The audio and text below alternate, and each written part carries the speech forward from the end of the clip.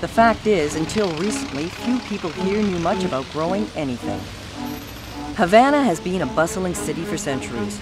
Young and old enjoy the trappings of urban life, whether it's exercise class or the arts. The magnificent Opera House is older than Canada, and the National Dance Company has an international reputation.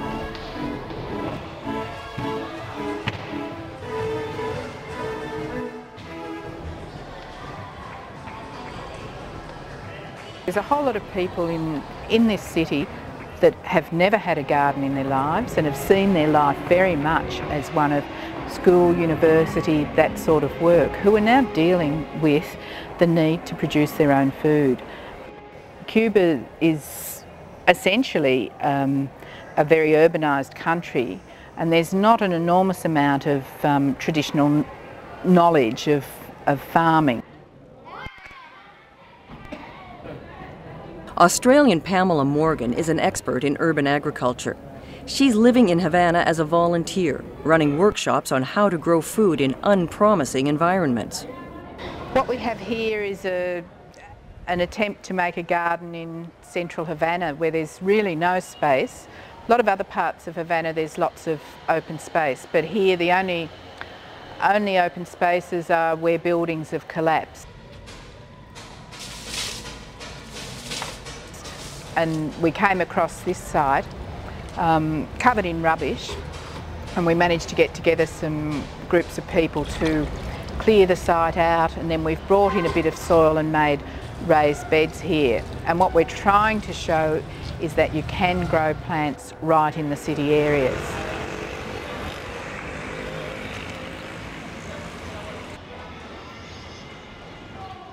Justo Torres attended a workshop on intensive horticulture, and now he's a believer in urban agriculture.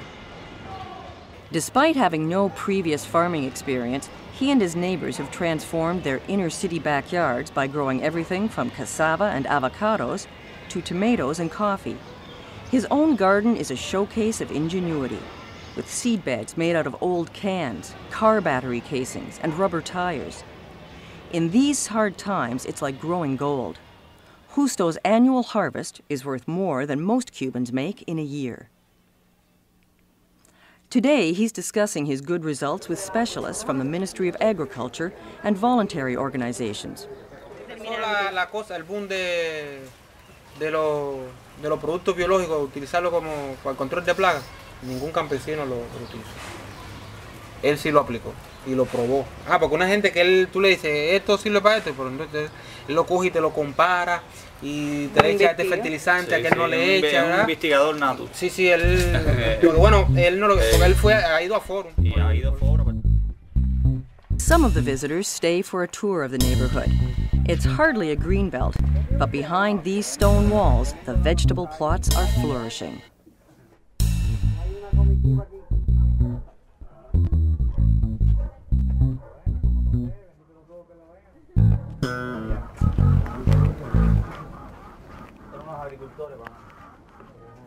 At the first stop, the star attraction is an edible cactus plant. Yo la cojo con un papel. Entonces agarro el cuchillo y le quito los ojitos esos que tú ves donde tienen las espinas porque las tienen concentradas ahí. Y la pico así en tiritas.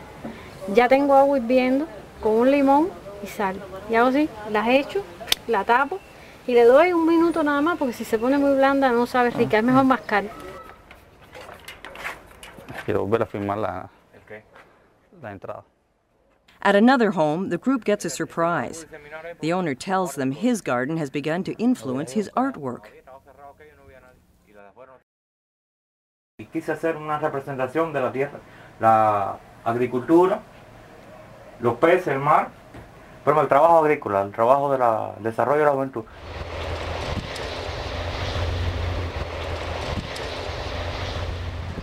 Today, there are more than 20,000 private farmers in Havana. Some join together to form cooperatives, while others hire themselves out to work the land in front of factories and office buildings. Food production in the city has gone up 50 times in just 5 years. Not long ago, private enterprise of any kind was illegal in Cuba. But food shortages have forced the government to recognize the merits of a free market. Now financial incentives are being built into every link in Cuba's food chain. Nationwide, more than 80% of state livestock and vegetable farms have been turned over to those that work them. Part of their production can be sold at a profit, at whatever the market will bear. Nowhere are market forces more plainly at work than at the Central Mercado in Havana. After years of being empty, the stalls are once again crammed with fresh meat, fruit, and vegetables. And an entrepreneurial spirit has returned as well.